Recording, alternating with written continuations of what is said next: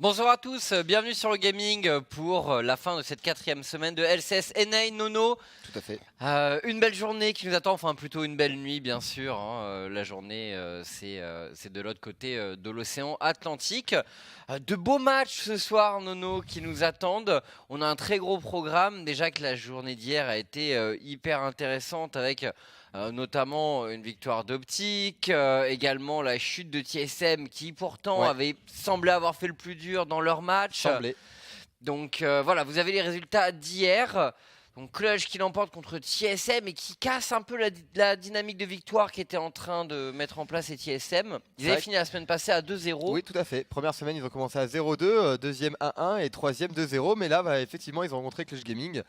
Et écoute, une game beaucoup trop longue en fait pour les TSM. Ils se sont fait rattraper et dépasser par les Clutch Gaming.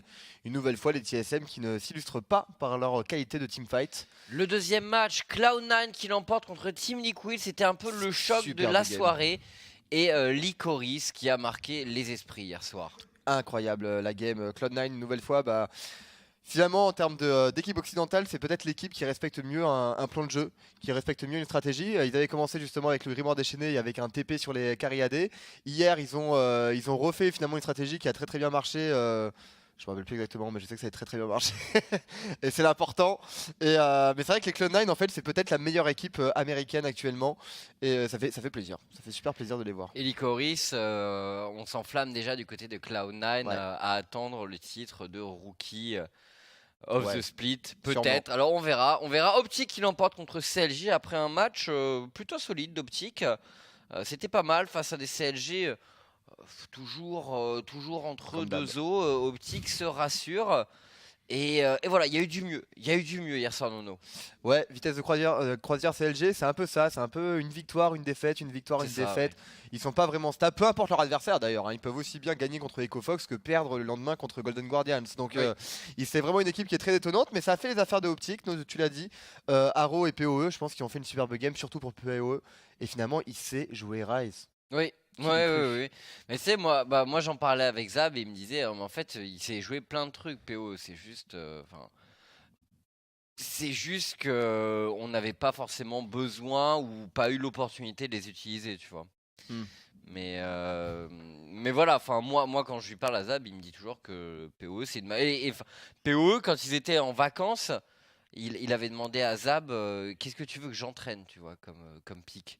En solo queue. Donc vraiment le mec il est hyper ouvert, il n'y a rien qui gêne, il donne son avis sur le truc. Donc je pense que l'image qu'on a de lui qui est un joueur qui a un petit pool de champions est assez fausse en fait. Enfin la réalité sous-jacente est fausse, mais il le montre pas forcément toujours. Ça veut pas dire qu'il peut pas le faire en fait. Je pense qu'il faut, ce mythe doit tomber. Donc FlyQuest qu'il avait emporté contre 100 Thieves. Tout à fait, troisième upset de la soirée. Tout à fait, troisième upset de la soirée. Les FlyQuest qui ont bien géré avec Anda justement dans la jungle. Donc Shrimp n'est pas revenu. C'est Anda qui a pris le relais. Mais par contre, Fly est arrivé sur la mid lane. Et Fly, c'est vrai qu'on a senti une grosse différence. Fly au sein de l'équipe. Il a joué un Galio en plus une nouvelle fois, un champion qui roam beaucoup. Ça a bien marché. Et dernière game, EcoFox contre Golden Guardians. 1-0. Bon, normal. En faveur d'EcoFox. EcoFox a été assez lent quand même, qui sont fait une petite frayeur face à Golden Guardians. Ouais, EcoFox qui ralentit peut-être un peu le rythme là récemment. Comme on disait hier en fait pendant le pré-show, EcoFox en fait c'est une équipe qui est complètement dépendante de Uni. Donc c'est sûr que Uni en fait survole en général ses match-up. Donc en général ça fait des victoires faciles quoi. Dardoch se prend pas trop la tête, il campe la top lane et ça marche bien. Mais une nouvelle fois, les EcoFox, une fois que tu arrives en BT Uni, c'est plus du tout le même game. C'est pas exactement la même chose, ouais. Et donc les matchs de la soirée, hein. FlyQuest contre Cloud9, Golden Guardians contre 100 Seas, TSM contre CLG, le classique nord-américain. Ce sera la 3e rencontre de la soirée. On aura un énorme Team Liquid contre EcoFox. Et enfin, Optic contre Clutch, 2 équipes qui l'ont emporté hier. Et qu'on attend de voir, on attend de voir si elles peuvent 2-0 leur semaine. Pour l'une comme pour l'autre, je pense que ça ferait plaisir. C'est clairement possible pour Optic. Les Clutch, ils ont quand même montré quelques faiblesses. Optic, écoute, a l'air de se réveiller ou en tout cas a l'air de partir sur des compositions un peu plus méta peut-être. Ça peut marcher, même notre ami Zig sur la top lane a réussi à faire un truc correct quand même avec son Gnar. Pas correct, il est pas trop mort quoi. Ouais, alors c'est vrai que bon, on peut avoir des... Et il y a de quoi être critique vis-à-vis du début de saison de Zig. Maintenant, peut-être que chez Optic, on va trouver un moyen de le mettre dans la bonne situation et de faire en sorte qu'il ne soit pas trop un poids. Parce que bon, je pense qu'on peut... Le truc avec Zig, c'est je pense qu'on peut juste en faire un joueur éventuellement qui ne pèse pas trop sur négativement sur les résultats de l'équipe. Mais je pense que tu n'en feras jamais le meilleur top laner d'Amérique du Nord. Ah non, ça clairement pas, non. Surtout ce qu'il y a derrière, il y a quand même Flame, Licorice, rien que là déjà, les 2 joueurs sont quand même assez bons. Ils sont là, Flame et Licorice, justement, on a un très beau duel sur la top lane. Et au rôle de coach, c'est également du très lourd Rapid Star, l'ancien finaliste et champion du monde de la saison 2 avec Azubu Frost. Contre Reaper, l'ancienne star de SKT T1 au tout début du jeu en Corée. Donc un beau duel au niveau du coaching staff, mais on donne quand même un certain avantage à Cloud9 dans cette rencontre. Nono, après attention, comme tu as dit, Fly est arrivé et il a quand même du coup le pseudo le plus stylé de la ligue. Surtout que ça va parfaitement avec le nom de son équipe. C'est vrai que c'est bien trouvé. Exactement. Mais non, je pense que ça va être quand même très compliqué. Cloud9, c'est vrai qu'il nous montre un niveau de jeu qui est juste excellent. J'en parlais justement. C'est une équipe qui arrive en fait à avoir un plan de jeu en tête et qui arrive à l'exécuter. Ils prennent pas le choix par défaut de partir en late game et sur un bon teamfight d'arriver à gagner la game. Eux pas du tout. Ils ont un plan en tête. Ils arrivent à l'imposer. Hier notamment ils ont gagné quand même en 30 minutes de jeu avec un Skarner dans la jungle, un Svenskaren qui a récupéré quand même le dragon infernal à 3 minutes 30. Donc c'est pour vous dire justement, c'est pour illustrer la pression qu'ils arrivent à mettre en fait les Cloud9 sur toutes les lanes suffisamment pour arriver à libérer quand même leur jungle et lui permettre de récupérer un dragon à 3 minutes 30. C'est énorme. C'est bien joué de la part des Cloud9 et peut-être que justement côté FlyQuest, on va essayer de prendre des champions avec beaucoup de mobilité, pourquoi pas, beaucoup de roaming, beaucoup d'escarmouches, histoire de peut-être essayer de bouger un peu les Cloud9 dans l'early game. On est plutôt sur une draft assez pokey du côté des FlyQuest, Ezreal et un Gangplank, des Cloud9 qui eux aussi ont l'air de vouloir jouer sur le terrain de la portée, avec quoique pas de Kog'Maw, on partirait sur un Vladimir côté Cloud9 pour Licorice. Match-up qu'il a fait hier d'ailleurs. Et un match-up qui est très apprécié par les joueurs de Vlad contre Gangplank. C'est quelque chose qui est énormément fait actuellement. Tu peux quand même lui mettre énormément de pression, tu peux permettre des dives à partir de ton niveau 6. Disons que ce qui est bien avec Vladimir, c'est que le champion a vraiment une pression constante. Et comme tu sustain énormément, comme t'as pas de mana, finalement t'épuises un peu le Gangplank. Tu le pousses dans ses retranchements sur la lane. Bon, ça se passe pas toujours parfaitement, c'est pas non plus le counter pick ultime. Mais ça dépend lorsque c'est bien maîtrisé, le Khan contre Smeb était quand même bien sympathique. Ouais, effectivement. En termes de tenue de lane pour un Vladimir. En tout cas on enchaîne au niveau des... et Fly qui retourne sur ses pics de cœur. Une Taliyah bien entendu, Orion Sol, Taliyah. Un joueur qui roam, et tu parlais du Galio, pareil, c'est le genre de pick qui affectionne particulièrement Fly. Son style de jeu en Corée était très axé sur les champions de type roaming. Et chez KT Rolster, il avait notamment été un des grands artisans du River Sweep en 2016 au Summer Split. SKT contre KT Rolster, l'avant-dernier round des playoffs. SKT qui menait 2-0 et les KT Rolster qui River Sweep et qui vont en finale. Et c'est la fameuse défaite, c'est le 3-2 avec ce style du baron de Smeb avec le titre de Gangplank. Voilà, donc pour l'histoire. Et il est là. Ouais, il est là, Fly. Il a décidé de s'exiler du côté de l'Amérique du Nord. Voir un peu à quel point les bourses des équipes NA sont pleines en termes de dollars, Nono. Et bon, pour vivre une nouvelle expérience aussi. Parce que c'est vrai qu'il fait beau à Santa Monica, il paraît qu'il fait bon vivre. Maintenant, il y a quand même pas mal de Coréens, donc ça reste c'est pas mal. C'est une bonne ambiance. C'est une ville qui est très appréciée par les joueurs coréens. Ouais. Bah, et des retours que j'en ai eu, il paraît que la nourriture coréenne là-bas est excellente. En plus. Tout va bien pour les joueurs, en tout cas les bans sont enchaînés, ban des Cariadés pour FlyQuest, Jungle côté Cloud9 bien entendu. On target les champions qui n'ont toujours pas été récupérés. Et c'est vrai que hier les 100 voleurs avaient ban justement Talia en respect à Fly. Ça n'avait pas suffi malheureusement pour avoir la victoire et Sneaky. La Jinx. Oh, Sneaky la Jinx, une draft très late game proposée de la part des Cloud9. Ah ouais. Attention, FlyQuest est prévenu, hein, s'ils n'arrivent pas à emballer le match et à l'emporter aux alentours des 30 minutes de jeu, ils risquent de se retrouver dans une sale situation avec une draft qui scale énormément côté C9. Ouais, Tahm et un Tahm, le Tahm Jinx, obligé. Le grand classique des Worlds 2015, le Tahm Jinx. C'est vrai. Mené notamment par le bon... C'est beaucoup joué par HQ. Oui, comment ça s'appelle ? Avec Anne et Albis. Anne, tout à fait. Le bon Anne.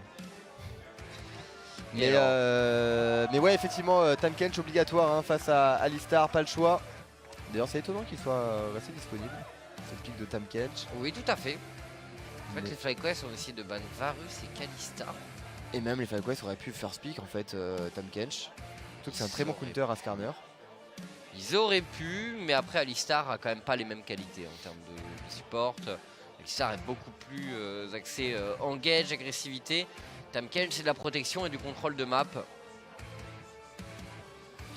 Et les deux équipes sont donc validées. Alors les compositions d'équipe, hein, Nono, on a des Cloud9 avec encore une fois un énorme scaling en termes de portée, de dégâts potentiels des champions. On semblerait être au-dessus de ce que peuvent proposer les FlyQuest. Fais attention quand même parce que FlyQuest c'est un gros mid-game.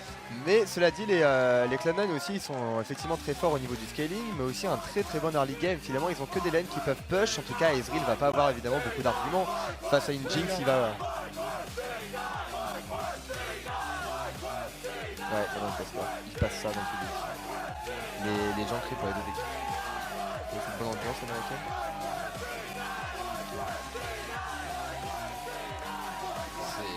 Ça va te captiver, Chips. Regarde ça, cet engouement. En fait, je réfléchis à ce que ça m'évoque et je trouve qu'ils arrivent. Voilà, ils arrivent quand même moins bien à retranscrire une ambiance que le public français. Je sais pas ce que t'en penses, mais c'est vrai. Ça m'émeut moins. Ça me transporte moins. Mais il avait quand même un certain rythme. Ouais. Il disait quoi, C9 FlyQuest. C9, FlyQuest, C9. I just really wanted to improve and prove that collegiate players could also play in high-level games and improve to the level of LCS. I think I might not be there quite yet, but I'm definitely getting there. Jolie guitare. Sympa. Je sais pas qui c'est, mais très sympa. Attends, c'était qui ce joueur? Mais il me dit rien. C'était un viewer, je crois. Je sais pas du tout. Qu'est-ce qu'il fait là, ce gars-là? Mais en tout cas, ouais, donc les Cloud9 qui ont la priorité au niveau des lanes. Azir qui va mettre probablement une pression aussi sur Fly. Hein. C'est ça qui est fort avec les nouvelles runes. C'est que du coup, tu peux te permettre de spam tes soldats en early game dès le level 1. Finalement, d'utiliser tes 3 soldats, d'avoir le bonus d'attaque speed et de wave clear. Autant attends, que tu veux. c'est le support de FlyQuest, c'est JG. Ah bah oui. Ah oui, c'est JG. C'est vrai qu'il y a un air de ressemblance. Bien vu, Nono. Bien vu. Ok, c'est JJ, mais d'ailleurs JJ qui est nouveau. Oui, je sais pas qui c'est d'ailleurs JJ. Parce que je me disais bien qu'il me disait absolument rien ce joueur. Surtout qu'il n'existe même pas en fait dans... Ouais, c'était Stunt normalement. C'est ça. C'est vrai. C'est vrai, petit changement du côté de la duo lane des FlyQuest. On va voir ce que ça a donné, hein. C'est épreuve du feu du côté de JJ. Et j'ai l'impression que Honda en tout cas... Une prononciation qui pousse vers le Jay-Z. Hein. Ouais, Jay-Z, JJ.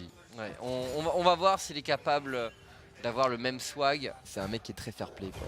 Il dit JG tout le temps. Ah peut-être effectivement Nono. Et en tout cas Honda qui a l'air d'avoir trouvé son champion puisque c'est double Jax. Le Jax. Il disait voilà que c'était un champion, bon bah c'est pratique, c'est tanky, ça wave clear. Ça scale bien. Et ça scale bien. Ça scale bien, ça gangue bien, parce qu'encore une fois, t'as quand même un stun de zone, et même que ce soit en gank sur un champion ou alors en escarmouche, stun de zone, esquive des auto-attaques, de la mobilité avec ton Leaf Strike. Donc un pick, c'est vrai qu'il commence à faire son chemin, Jax, et en plus c'est un très bon pick en 1v1 en early dans la jungle. Ouais, je suis curieux d'ailleurs si... Ah, pas de bol pour les Cloud9, ce sera un dragon désert. Rien d'intéressant pour Zvenskeren à se mettre sous la dent. Donc du coup on va juste voilà, récupérer la jungle, prendre le back par la suite. Honda qui prend les premières informations, donc bleu, loup, red. On a beaucoup plus clear du côté de Zvenskeren. Alors là, ouais, ça ping pas mal hein, du côté des Cloud9 au niveau des Raptors et des Krugs. Donc je pense qu'ils savent pas exactement là où se situe Honda, mais ils savent qu'étant donné qu'il a pu aller poser cette vision, il doit être il est topside de la map. Mais bon, c'est pas un problème pour Licorice, puisque Licorice pour l'instant est outpush par ce gangplank. En début de partie, Vladimir doit quand même un peu respecter le pic GP, Nono. Tant qu'il n'a pas quelques niveaux quand même sur ses spells, il peut pas être dominant sur la lane. Donc il faut accepter un peu la situation et reculer. Ce qui peut être une bonne situation pour Flame, hein, qui pourrait commencer à construire un avantage. Surtout qu'il est avec Targon, donc là les golds rentrent massivement du côté du Gangplank. Et d'ailleurs, hier, Impact avait joué avec Poigne de l'Immortal. Poigne... Grasp. Poigne de l'Immortal. J'y arriverai pas. Ouais, Poigne de l'Immortal, ouais. Poigne de l'Immortal, tout à fait. Sur GP, sur ce match-up là, c'est pas le choix que fait Flame. Il décide, bah écoute, il a l'air d'être assez safe en tout cas au niveau de son match-up. Il a l'air de mettre beaucoup plus de pression effectivement sur son vis-à-vis que hier du côté de Impact. Et bah évidemment ça va faire ses affaires hein, parce que la cleptomancie ça rapporte quand même des items et des golds potentiels. Voilà. On est en train de pas mal ping du côté des deux équipes au niveau des corbins de chaque côté. Est-ce qu'on anticipe une présence du jungler adverse? En tout cas, ce qu'a fait Zvenskeren tout à l'heure c'est très bien. Aller style le Gromp, il savait qu'il y avait deux camps encore dans la jungle top pour Honda. Donc théoriquement il avait le temps, surtout que tu fais ton back. Dans ce genre de cas, tu vas pas traverser toute la carte alors que tu n'as pas encore fait de premier back pour venir prendre un camp à l'autre bout. Il savait qu'il ferait un back, il savait qu'il avait deux camps à faire. Et du coup la vision est récupérée. Ce jeu de l'early game est vraiment très important entre les junglers. Ouais. Le tracking de l'un et de l'autre. Encore une fois, énormément de ping de la part des Cloud9. Fly qui joue du côté de Honda. On sent le truc venir du côté des C9. Zvenskeren est prêt à contester, j'ai l'impression, Honda et son Jax. On va se retrouver au niveau, c'est un carap. Il n'y a pas de carap à jouer pour l'instant. Mais voilà, Zvenskeren, niveau 5. Honda est repéré une nouvelle fois. Il le contrôle bien. Et tant que C9 contrôle Honda, Nono, FlyQuest aura du mal à vraiment entamer un snowball. Pour l'instant, Cloud9 est bien lancé dans son early game. Ouais, clairement, surtout que Jensen a l'avantage au niveau de la mid lane, donc il peut apporter de la pression en permanence et permettre à Zvenskeren justement d'aller chercher aussi bien des wards deep qu'un counter jungle. Donc c'est vrai que pour le moment, cet early game se passe très très bien pour les FlyQuest, sauf finalement pour Cloud9, pardon. Sauf peut-être pour Licorice, voilà, qui lutte un petit peu au niveau de cette top lane. Il est parti sur la gemme exaltante, obligatoire, hein, on veut avoir la CDR le plus possible. Spammer la transfusion. Et on va aller chercher la proto-belt après. Oh, attention, l'ulti de la part de Flame. Flame qui se retourne. Licorice qui n'est pas encore niveau 6. L'auto-attaque de Flame et le pourparler esquivé dans ce bain de sang. Mais Flame qui saisit le moment. Ce niveau 6 qui a été touché avant Licorice. Et il s'en sert peut-être pour provoquer un back. Alors, le niveau 6 de Fly, c'est le bon moment. Cette domination en early de Flame qui lui permet d'avoir ce niveau 6 avant. Et là c'est bien parce que là on fait très très mal à l'économie de Licorice du côté des FlyQuest. Le plan de jeu est assez propre, on utilise la domination de Fly et un premier décalage de Flame pardon. Et un premier décalage de Fly au passage, même si on n'aura pas été jusqu'au gant. En tout cas FlyQuest qui semblerait essayer de capitaliser au niveau de cette top lane. Ouais, ils ont raison de le faire, hein. C'est vrai que s'ils mettent Flame dans une bonne condition, au moins il est sûr et certain de pouvoir tenir son match-up et de pouvoir spam son adversaire. Et en tout cas, on va partir en escarmouche là au niveau du blue buff adverse. Pas de contestation du côté des FlyQuest pour le moment. Taliyah était occupée sur la top lane dans tous les cas. Anda était en top aussi. Et du coup, ce sera 12 CS d'avance quand même pour Flame. Sachant qu'évidemment, un Gangplank Targon génère quand même beaucoup d'argent. D'avoir un avantage comme ça en termes de gold. Là, il en a beaucoup. J'espère qu'ils pourront nous donner à un moment le compteur de gold. Parce que c'est vrai que, enfin, notamment à 10 minutes, je serais curieux de voir ce que ça va donner. Même si, bon, les items en général permettent quand même de se faire une idée relative de la situation économique dans un match-up. Là, c'est vrai qu'on est bien lancé pour Flame et j'ai bien aimé ce déplacement vraiment. Il a dû avoir un call du côté de Flame, il a dû dire que Licorice était quasiment mûr pour un dive. En soi, Licorice savait que c'était la situation, que la situation devenait extrêmement dangereuse. Bah, surtout que Jensen avait fait son back en plus, alors que Fly était revenu sur la lane. Et d'ailleurs, Flame qui est parti sur un catalyseur protecteur, donc je sais pas trop sur quelle utilisation il part. Un masque abyssal me paraît quand même sacrément étonnant, un GLP éventuellement. GLP je pense. Mais ça reste assez rare quand même de voir ça sur une Taliyah. Après pourquoi pas finalement d'avoir du kiting face à un Skarner, c'est pas négligeable, clairement pas. Surtout qu'on va avoir en fait finalement GLP potentiel, les mines de Taliyah, le gantelet givrant de Wild Turtle. On a une composition finalement qui va pouvoir kite. Énormément de poke. Énormément de kite effectivement du côté des FlyQuest. Et sans compter en plus la capacité à pouvoir split un teamfight, aussi bien avec l'ultimate de Gangplank que le mur de Taliyah. Donc c'est vrai qu'il y a quand même quelque chose à faire pour FlyQuest, surtout que là pour le moment ils ne sont pas dépassés du tout par leur adversaire, si ce n'est peut-être du côté de la jungle, où c'est un peu dur d'arriver à suivre. Même Jinx finalement arrive à prendre une initiative en termes de farm, 10 CS d'avance là par rapport à son vis-à-vis et peut-être le all-in de Jensen dans ce sera un petit dash. Le trail, le dodge des skillshots, c'est bien fait Jensen. Oh, ça c'est propre, c'est-à-dire que là il évite quand même tout ce que lui a envoyé Fly. Jensen qui est dans une très bonne situation au niveau de sa mid lane. Et attention parce qu'un Skarner qui passe par là pourrait finir le boulot pour les Cloud9. Même si il y a quand même la stopwatch du côté de Fly. D'ailleurs oui les stopwatch, 2 seulement du côté FlyQuest et 2 également chez les Cloud9. On n'a pas de stopwatch pour Jensen par exemple. Qui est parti. Il a sur Météor et il a précision deuxième arbre. Ouais. Ah donc il a bien joué Presence of Mind. D'où sa situation en mana qui est quand même très bonne depuis tout à l'heure. Bah surtout qu'il spam sur la d'ailleurs. Bah ça c'est vraiment Presence of Mind qui permet d'être. Tu joues Presence of Mind et effectivement l'arbre de sorcellerie.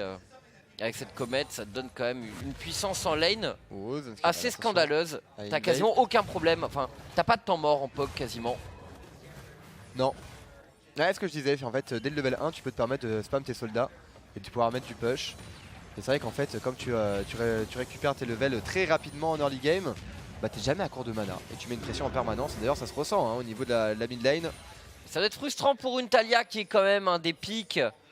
Qui est censé être les plus solides en termes de push en early game et qui là pour l'instant et tu regardes les golds là sur la top lane, c'est 810 gold de différence quand même, 900 pratiquement, c'est énorme.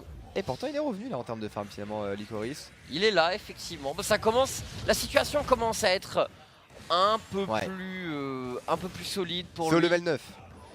Ouais, level 9, au level 9, effectivement, il aura son Q-spell niveau 5, donc tout ira mieux. Et on a 10 minutes de jeu en plus chips, donc là on a pu récupérer les bots aussi, qu'on peut évoluer rapidement, en tout cas le combo. De la part de Gigi, on trade du côté de Sneaky, c'est bien fait. Et Wild Turtle qui se repositionne, le barrage biotérébrant.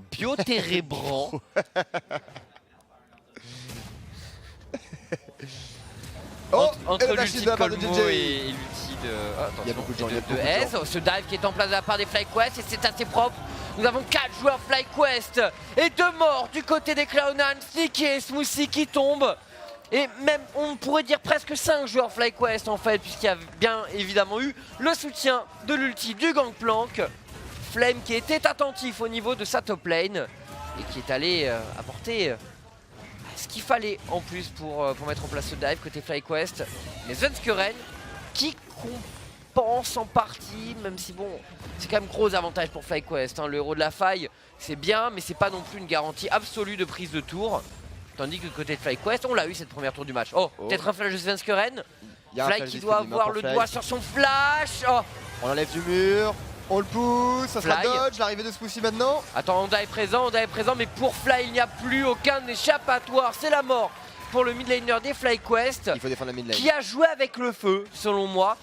Il aurait pu flasher en prévention. Ouais. Il a dû vouloir attendre et faire confiance à sa capacité à ce réflexe, Ouais, à sa capacité de réagir instantanément au flash de Zenskered. Mais franchement, c'était un peu ballsy parce que ce Skarner était...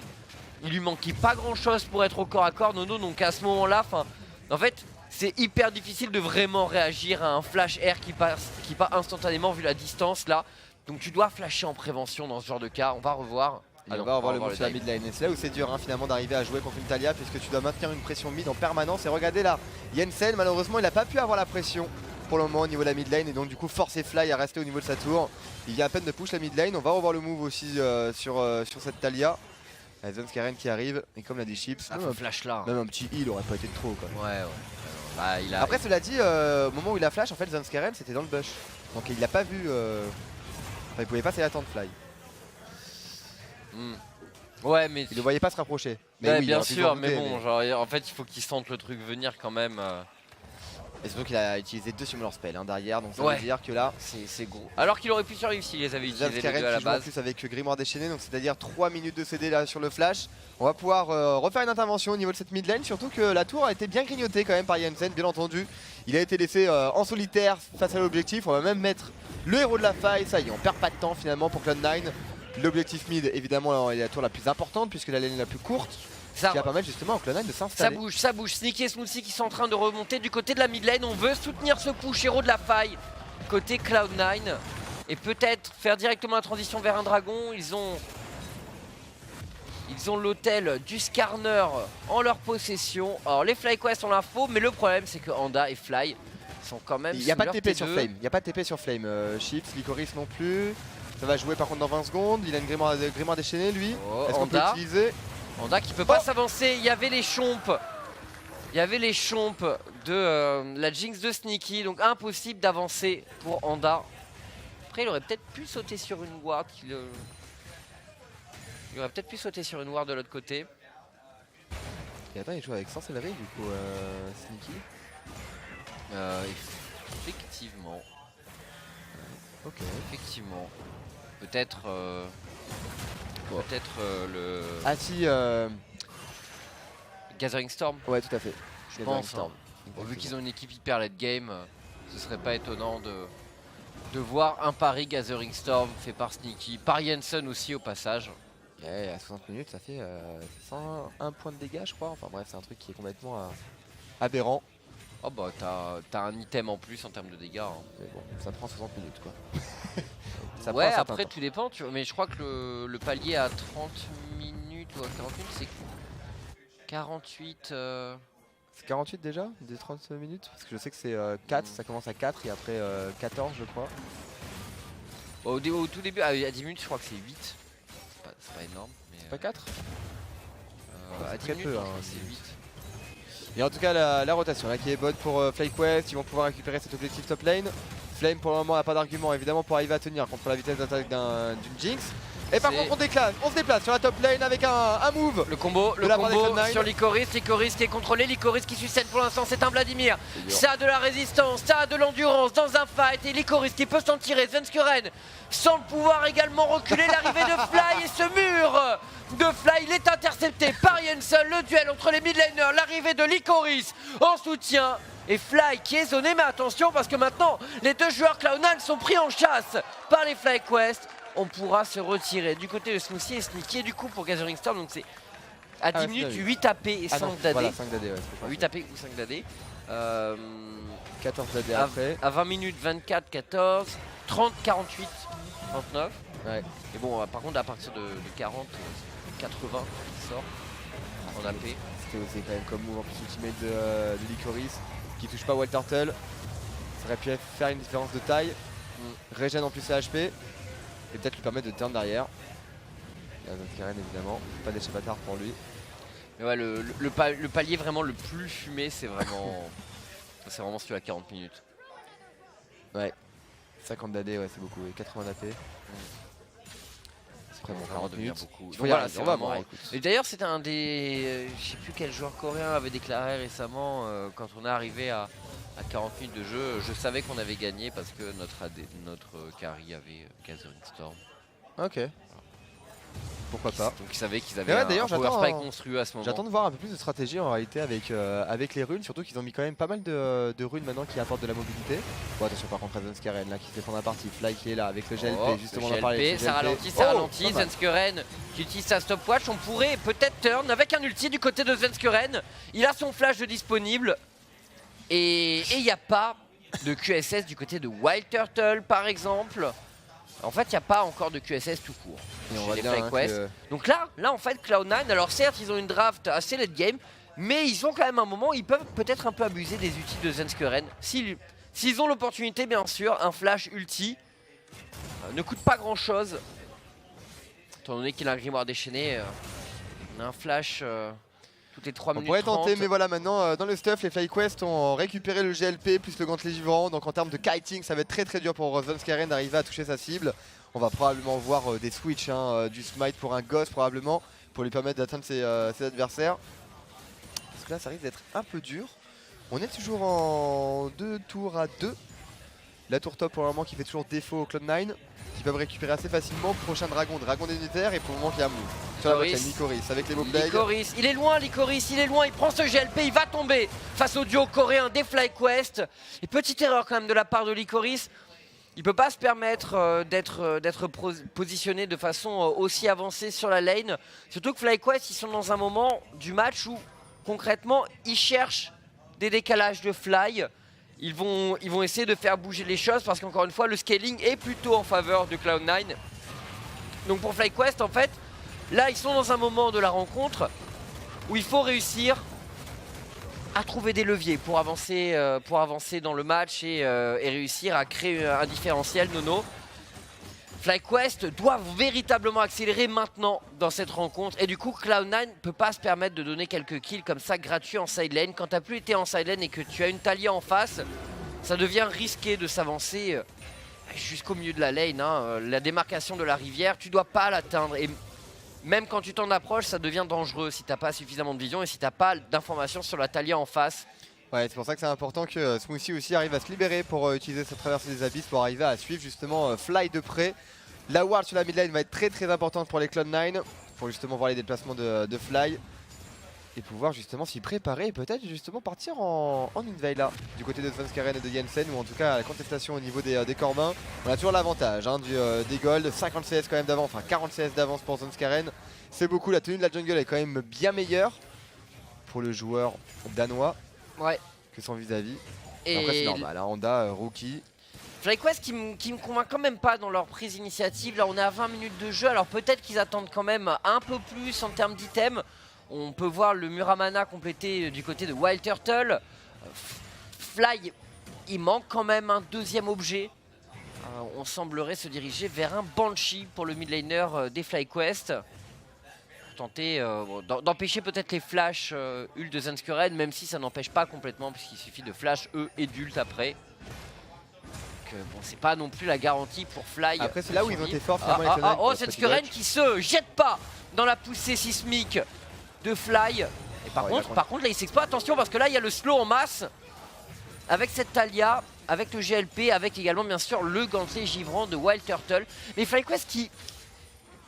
Bah c'est là où ils ont été forts en fait les Cloud9, c'est que effectivement les FlyQuest essaient de bouger maintenant sur leur temps de jeu à 20 minutes de jeu avec cette Talia qui peut se libérer beaucoup plus facilement. Mais les Cloud9 en fait ont récupéré absolument tous les objectifs finalement qui sont intéressants, c'est-à-dire le premier dragon des airs, toujours bon à récupérer, le héros de la faille aussi qui a été récupéré, donc finalement ça laisse les FlyQuest avec rien à se mettre sous la dent. Mais c'est là où du côté de FlyQuest il faut trouver des solutions pour avancer et pour mettre en place justement leurs conditions de victoire. Donc, et on peut certainement pas laisser Cloud9 prendre des tours comme ça quasiment sneaky. Il est encore loin de pouvoir la récupérer celle-là, mais il progresse petit à petit. Le Caria des D9 et on voit justement au niveau de la situation, c'est pas Cloud9 qui devrait être avancé à prendre les tours des FlyQuest, c'est FlyQuest qui devrait prendre les initiatives, Licorice qui sustain 350 dans la banque de points de vie, mais Flame n'a pas dit son dernier mot, le pourparler Flame, il en manque un dernier, les barils de la part de Flame, la stopwatch de Licorice, et il manque peut-être un dernier pourparler, une exécution en règle de la part de Flame qui vient à bout d'un Licorice en difficulté, Jensen qui tombe, attention, Cloud9 qui prend peut-être trop d'initiative. L'horloge tourne en leur faveur, ils n'ont pas du tout l'obligation de se découvrir à ce point les Cloud9. Et je disais, on dirait presque que la situation est un peu inversée entre les deux équipes. Cloud9 qui va plus vite que ce qu'ils ne devraient faire en termes d'attitude, ils sont trop entreprenants en fait.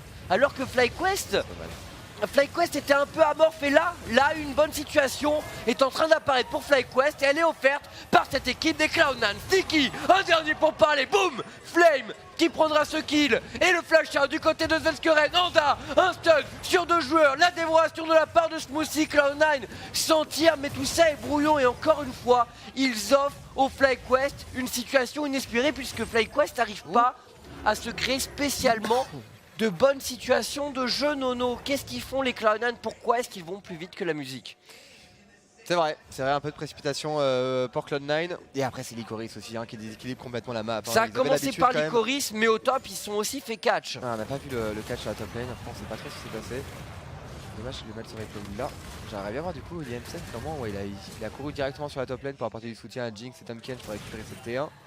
Ça a été très bien lu par Anda et Fly. Et du coup, on a pu réagir sur le même temps. Ah d'accord, on a tenté de faire une attaque, je pense. Oh là là, c'est ballsy. À la limite que les Cloud9 essaient de push cette tour et que les joueurs couvrent, c'est pas dérangeant je trouve. Mais qu'ils aillent assez deep à 2 joueurs dans ce buisson alors qu'ils n'ont pas spécialement d'informations, ça c'est une erreur, c'est de la précipitation du côté des Cloud9. Après c'est un peu le problème là du fait qu'il y a un déséquilibre complet au niveau de cette botlane. Le fait que Licorice ne gagne pas du tout contre Flame, ça handicape terriblement la stratégie des Cloud9 et le plan de jeu qu'ils ont installé. Dominer les lanes, avoir justement un champion qui est assez fort pour arriver à tenir un gangplank en split push et au moins le forcer à rester sur sa lane au maximum. Et donc d'utiliser uniquement son téléport finalement pour arriver à proposer du soutien à ses coéquipiers. Et là en l'occurrence, Licorice lui n'arrive pas du tout à se libérer alors qu'un Vladimir ça a quand même beaucoup d'AOE maintenant. On est level 14, on a récupéré 2 items, Protobell plus Liandry. Et c'est vrai que Flame là écoute est en train de donner une petite leçon finalement à son adversaire. Beaucoup de solo kill, double solo kill finalement pour le top laner de FlyQuest. 3-0-2 et ça faisait longtemps qu'on n'avait pas vu Flame justement à un tel niveau. Il passait un petit peu à côté de ses games, souvent dépassé. Svenskeren qui prend beaucoup de poke quand même. Oh, est-ce que ce serait pas un TP gagnant pour Licorice? Licorice, il a pas encore son flash, Licorice, il a pas encore son flash, donc il peut pas directement rusher Wild Turtle. Dommage, ça se joue à peu de choses puisque maintenant son flash est disponible. Et FlyQuest. Et le tisseuse qui est très très bon. Mais encore une fois, tu vois, bon, une prise. Enfin, après, ils sont un peu agressés, mais le TP de Licorice, c'est pas nécessaire. Ils veulent peut-être, encore une fois, ils veulent aller un peu trop vite, je trouve, les Cloud9. Il suffit d'attendre que cette Jinx ait un peu plus d'items. Pareil pour le Azir. Honnêtement, à 3 items, C9 peut vraiment commencer à faire bouger les choses. Mais à 2, ils n'ont pas besoin de le faire pour moi.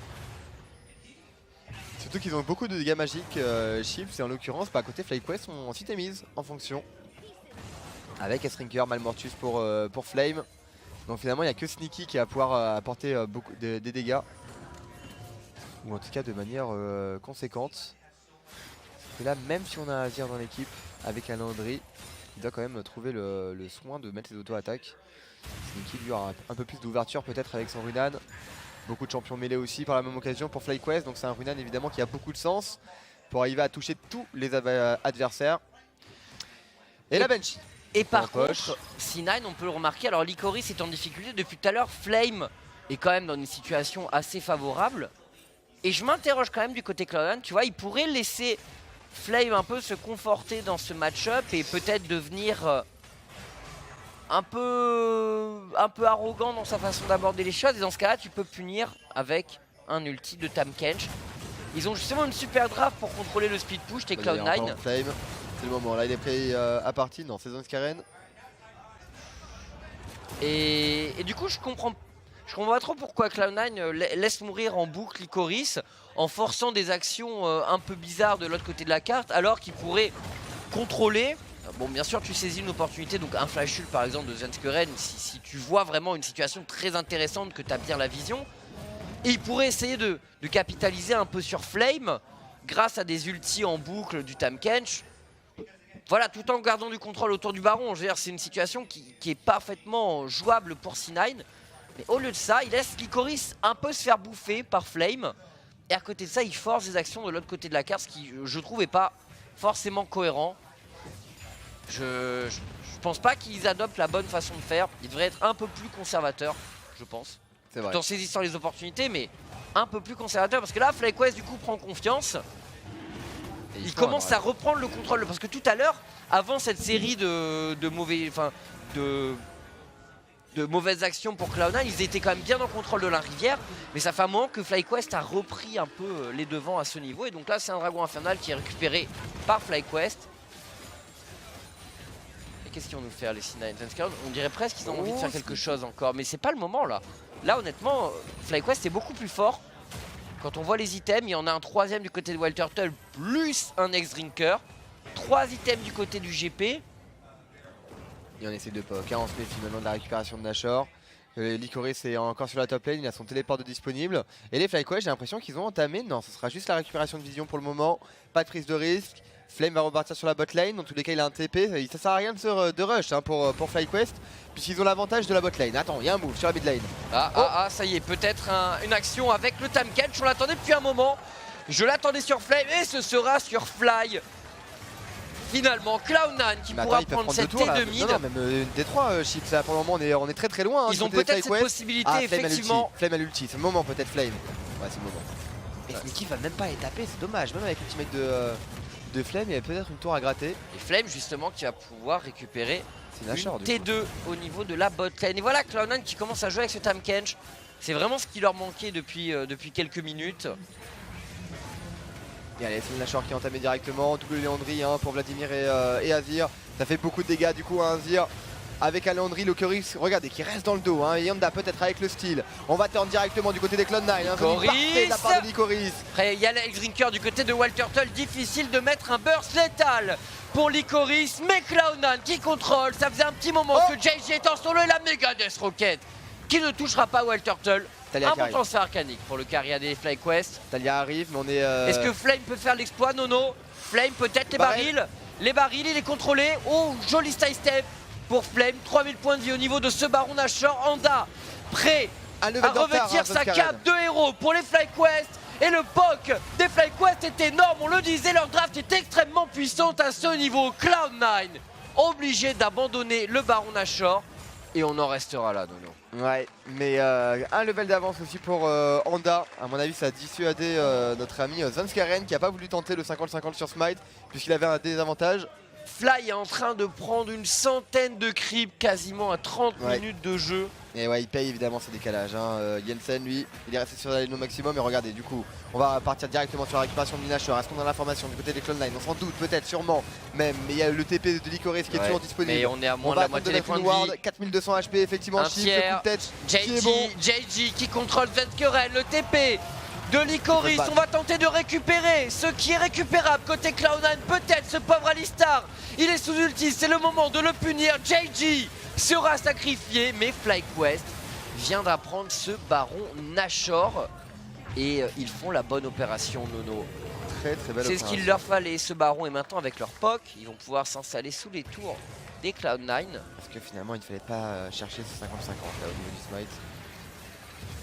Non mais c'est juste Cloud9 qui a voulu... Attends, il n'y a pas un timing là à prendre, Svenskeren qui a pas de flash disponible. C'est juste Cloud9 qui encore une fois a peut-être voulu forcer trop tôt les choses. Et il loupe le coche et FlyQuest se sert de la situation pour prendre l'avantage. Exactement ce qui s'est passé tout à l'heure quand Cloud9 avait la domination de la rivière qui contrôlait bien la vision. Que Licorice s'est fait tuer bot en solo sans soutien de Tahm-Kench. Qu'au top, ils ont également initié une action en parallèle qui leur a coûté très cher. Et tout ça, petit à petit, ça a fait redescendre d'un cran Cloud9 sur la map. Et là, ils tentent ce call baron. Et encore une fois, ça passe pas. Non. Et c'est FlyQuest qui récupère l'objectif. Et là, FlyQuest qui récupère l'objectif. Et c'est FlyQuest qui récupère l'objectif. Et c'est FlyQuest qui récupère l'objectif. Et c'est FlyQuest qui récupère l'objectif. Et c'est FlyQuest qui récupère l'objectif. Et c'est FlyQuest qui récupère l'objectif. Et là, FlyQuest est en super situation parce que Je pense encore une fois qu'il doit y avoir des Gathering Storm du côté des Cloud9. Donc le palier 40 minutes de jeu est hyper dangereux pour FlyQuest. Et là, ils ont ce Baron Nashor. Ils peuvent peut-être faire le break maintenant, Nono. Après, ils ont tellement de wave clear aussi, les Cloud9. Hein. Ils C'est peuvent vrai. tenir quand même la map et le push des FlyQuest à l'infini finalement. Avec le Ruinal, maintenant on a beaucoup d'items hein, pour Sneaky. Pareil pour Jansen. Ça aussi, la force d'un Azir finalement de pouvoir partir sur des dégâts magiques et notamment à Liandry et de pouvoir mettre énormément d'auto-attaque en AOE. C'est sûr que aucun buff te résiste en fait et même pas des méga creeps boostés par le Nashor. Rien ne te résiste. En tout cas, Zonscaren lui toujours la même utilisation, un peu similaire, c'est complètement similaire d'ailleurs à celle d'hier. Plaque de mort pour avoir l'accélération, puis Ouais. le casque adaptatif. Bien sûr. Oh, le flash de Svenskeren. On voulait Anda. Et Anda qui lip strike. Tel un prince. Ouais, il faut pas avoir ça, il y a les QSS maintenant qu'on commence à pop d'ailleurs. Walter Tull Oui, qui a récupéré la effectivement. sienne. C'est vrai que la Banshee aussi de Fly hein, est quand même dissuasif pour Zonscaren. Plus le GLP, comme j'ai dit, les mines. C'est très très compliqué en fait pour arriver à trouver un catch-up. Hein. Pour le moment, il faut juste laisser peut-être les Anda qui FlyQuest fait l'erreur, s'emballer. peut-être. Svenskeren qui ne remorquera pas. Tu ne remorqueras point. Oh, c'est Jensen là qui a pris un. Mais bon, après, là, actuellement, pour Cloud9, ils ont une situation où il leur suffit de défendre. Il faut atteindre le palier des 40 minutes. Ouais, exactement. Il faut Il y a pas passer de ce baron. En fait, précipitation. s'ils passent ce baron sans perdre trop, ils iront aux 40 minutes. Voilà, et même s'ils ont 5000 gold de retard à 40 minutes, franchement, s'il y a un ou deux Gathering Storm qui proc, du coup, il sera largement compensé. Ouais, Et il Zonscaren faut qui essayer de est forcer bloqué. pour FlyQuest. Ils Ah, ont il y a une grosse TP, force il y a de TP dans pote. le dos. Oh, c'est intéressant, peut-être Lycoris. Lycoris midlife, c'est risqué pour le jeune joueur des Cloud9. JG qui temporise en solo avec son Alistar, il gagne du temps. L'arrivée, le remorquage de Svenskeren sur Anda. Anda qui tombe la méga Death Rocket, pas loin d'achever JG. Attention, Mais par contre, Barrel. Cloud9 qui fait la bonne affaire et qui met à mal ce push Nashor des FlyQuest. Bah ouais, Nono. très bien, c'est exactement ce qu'ils voulaient en fait les Cloud9, hein, d'arriver à retirer juste un joueur finalement FlyQuest, bah ça suffit pour leur faire gagner un temps précieux, forcer le back des FlyQuest, revenir à la base et eux de pouvoir engranger un maximum de farm. Et donc c'est vrai qu'ils ont gagné en timing, dans tous les cas pas de Nashor à l'horizon, Chips, encore une fois un dragon des nuages. Rien intéressant finalement pour les deux équipes, donc finalement ce petit temps, ce petit TP de la part de Lycoris a fait beaucoup de bien et a stoppé les hostilités des FlyQuest. Donc ce sera un Nashor finalement qui a récupéré aucun objectif, hein. Juste des golds pour l'équipe. Et Smoothie, hein. Oh là là, heureusement qu'il a eu le temps d'utiliser son E, ça s'est joué à rien. La peau dure là, à 100 HP près, ça aurait été du 1 pour 1 pour les deux formations. Mais voilà, du coup on est loin d'une défaite hein, entre les deux équipes, 2000 gold d'écart entre les deux formations. On a de la marge. Ouais, bah, Le Cloud9 Rabadon maintenant qui est en poche aussi pour Azir. Cloud9 qui va arriver à son gros pic de puissance, je pense, puisque cette occasion assez inespérée qu'ont eu les FlyQuest de pouvoir obtenir ce baron et de pouvoir un peu bouger les Cloud9 n'a pas été concrétisée. Donc sans concrétisation, normalement, Cloud9 devrait arriver aux 40 minutes de jeu. Et Sneaky il est bien, devrait il est obtenir très, un très quatrième bien. item, une soif de sang sans doute, pour Ouais, le carrière des probablement. Cloud9. Probablement. Et voilà, une T2 qui est récupérée à la barbe des joueurs FlyQuest. Pas de contestation possible. L'ultimate de Gangplank toujours disponible. Qu'on a voulu conserver. Et double dragon désert finalement avec un Skarner, ça reste non négligeable. On peut arriver à trouver un pick-up. Maintenant, vers quoi on se dirige? Zonia pour Lycoris, ça va être un item clé aussi. Hein. Le Zonia permet de temporiser quand même tellement avec un Vladimir. C'est ça aussi la force d'un Vladimir finalement, c'est que ça te permet de zoner complètement une backlane. Et d'avoir une temporisation monstrueuse aussi bien avec la poule qu'avec le Zonia. Et c'est pratiquement en fait 5 secondes, 6 secondes que tu temporises finalement. Un peu comme les bonnes Elise à l'époque avec leur rappel et leur Zonia. Ils arrivaient à faire gagner beaucoup de temps à leurs coéquipiers. Et c'est vrai que c'est ça, c'est pour ça qu'on plébiscite autant Vladimir aussi, sans compter sa tenue de lane qui est bonne. Même si on l'a pas vu là sur ce match-up, Flame qui s'est pas laissé avoir. Lieu d'ailleurs qui est en poche hein, pour Flame. Est-ce que ça va être compliqué pour FlyQuest? Est-ce qu'on va pas tomber contre un mur maintenant? Qu'on a récupéré la BT aussi pour Sneaky. 4 items du côté de Jensen. Le Zonia, ça y est, il est en poche enfin pour Lycoris. Ça va être de plus en plus dur. Hein. Ouais, là Cloud9 encore une fois est arrivé. Ils arrivent à Normalement, au moment de puissance de leur draft, où il n'y a pas vraiment de solution pour FlyQuest. Enfin, voilà, en termes de puissance brute, Cloud9 est censé largement passer devant. C'est vrai que sur le papier, en fait, le stuff de Fly est intéressant avec le GLP et la Banshee évidemment contre The Skarner, mais en termes d'AP, en fait, c'est vachement léger. Oui, mais tout ça, c'est bien early en fait. Ouais, c'est ça, exactement. Tout ça, c'est bien early, mais maintenant... Là, il aurait fallu un 4ème item, quoi, 36 minutes de jeu. Le problème, c'est qu'ils n'ont pas vraiment de... Enfin, ils n'ont pas de mid laner en termes de dégâts, les FlyQuest. Les dégâts de Yenfem. C'est pas la même chose, et t'as Fly de l'autre côté qui tape, et t'as l'impression qu'il n'y a rien qui se passe en fait quand la Talia, elle dégaine de la Megadeth Rocket. Oh, JG, pas loin de la mort. Ouais, du coup par contre c'est deux joueurs qui sont forcés au back, enfin un qui est mort et l'autre qui est forcé au back. Lycoris par contre qui va être sous les feux nourris de Walturtle et Flame. On va pouvoir trade, récupérer la HP voilà avec l'ultimate, plus 900 PV, tout va bien. Et c'est un Nashor qui va être récupéré. Hein. Ah, le mur de la tisseuse pour scouter. Ouais, ça suffira pas. Cloud9 qui reprend tout de suite sa marche en avant. Regardez Fly, fais pas de dégâts Fly, et le Baron Nashor qui tombe en faveur des Cloud9. Attention parce que si jamais on a un flash de la part des C9, ça pourrait être la fin, mais FlyQuest qui fight bien avec le POC. Est-ce qu'ils arrivent à récupérer quelqu'un? Est-ce que ce POC peut finir par être mortel? C'est pas mal ce... Oh, Flame qui dans un moment de folie tente un flash pour parler, mais on ne fait pas ce genre de choses avec Gangplank dans une équipe. Paquet en face et Lycoris qui prendra ce kill sur FlyQuest et je pense définitivement perdu dans ce match, Nono. En tout cas, leur cause est perdue, il me semble. C'est même la fin de la game en fait. Bah ouais, Cloud9, on va aller push, peut-être pour finir le match, effectivement. Bah ouais, 40 secondes là au compteur. On a une Jinx en plus de leur côté, plus un Jensen avec de l'attaque speed. On a beaucoup de dégâts maintenant sur les objectifs. Ça va être compliqué, ça va être la fin de la game, probablement. Je pense pas que la défense de Walturtle et de Anda suffira. Surtout qu'on voit les dégâts monstrueux que fait Sneaky maintenant, c'est ça de la partie, ça va très vite. On va essayer de trouver le kill. Allez, on force le flash de Walturtle, ultimate aussi qui est lancé. L'interception de Honda tout de suite remorquée par Svenskeren, il prend d'énormes dégâts et Jensen finira l'action pour les Cloud9. Walturtle qui jump du côté de cette fontaine et les Cloud9 qui vont pouvoir venir prendre ce Nexus, remporter ce match et conforter leur place de numéro 1. Il y a Lycoris qui tape. Non voilà, Sneaky d'accord, il veut juste des kills en fait. Je comprenais pas, il a raison d'y aller. On fait gonfler le KDA Nono côté Cloud9 et une nouvelle victoire.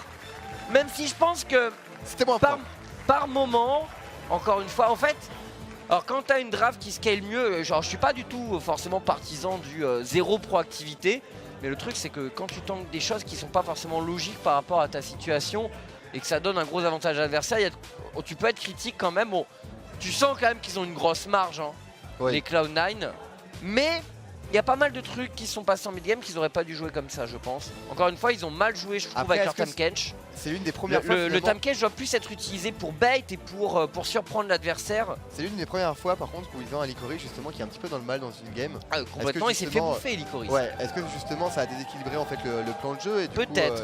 Peut-être que ça a été moins facile de trouver une façon de jouer avec un Lycoris faible. Parce que normalement Lycoris en fait à 20 minutes de jeu, il éclate son match-up et il a tous les items pour arriver à se rendre disponible pour ses coéquipiers, mettre des bons ultimates dans le dos, des bons TP dans le dos. Et d'ailleurs c'est un des rares joueurs qui reste finalement à faire des TP flank. Je trouve qu'au niveau de ses TP flank il est quand même assez excellent. Et c'est vrai qu'avec Vladimir ça fait la différence quand tu arrives au niveau de la backline. Donc belle opération et surtout un pic de Jinx qui était assez osé, en fait une composition somme toute assez osée quand même. De partir sur autant de scaling en fait, mais avec un Skarner. Ils sont confiants sur le fait de pas se faire... Ils sont confiants sur leurs aptitudes à contrôler le match, contrôler les lanes, à wave clear en boucle. Et bon, c'est à peu près ce qui s'est passé. Tu te rends compte quand même dans leur draft, il n'y a pas le CC. Il n'y a que il y a pas le CC, il n'y a que Skarner finalement avec sa remorque et son stun. Donc c'est une draft et en plus il vit sur du late game. Ouais, c'est sûr. Vladimir, Azir et Jinx dans la même composition, c'est 3 champions qui n'ont pas de contrôle. Ouais. Mais effectivement, la confiance des Cloud9 a quand même marché. Et du coup ça fait les affaires, voilà les Cloud9 qui s'envolent une nouvelle fois, 7-1 pour le moment. Premier, on va voir si les EcoFox arrivent à gagner contre la Team Liquid justement pour arriver à les rejoindre sur la première place. Et la prochaine game, ça sera une game sympathique, voilà exactement. Golden Guardians 100 Thieves qui ont toujours pas gagné de game d'ailleurs, les Golden Guardians malheureusement. Ils ont échoué contre EcoFox. Est-ce que ça va être leur première victoire? On va le voir en tout cas. Ça sera après une courte page de publicité. A tout de suite sur Gaming.